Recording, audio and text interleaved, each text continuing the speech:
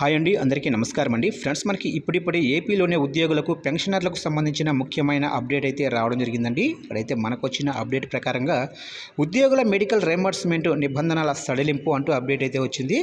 అయితే తెలంగాణ ప్రభుత్వం గుర్తించిన అన్ని హాస్పిటల్స్లో ఏపీ ఉద్యోగులు పెన్షనర్లకు మెడికల్ రీయింబర్స్మెంట్ను అనుమతించాలని ఆరోగ్యశ్రీ సీఈఓ డిఎంఈని ప్రభుత్వం ఆదేశించింది. ఈ మేరకు మెడికల్ రీయింబర్స్మెంట్ నిబంధనలను సడలిస్తూ వైద్య ఆరోగ్య శాఖ ప్రత్యేక ప్రధాన కార్యదర్శి కృష్ణబాబు బుధవారం ఉత్తర్వులు జారీ చేశారు. చూశారు కండి, మొత్తం మీదుగా ఏపీలో ఉద్యోగులకు పెన్షనర్లకైతే ఇది ఒక గుడ్ న్యూస్ అని చెప్పుకోవచ్చు.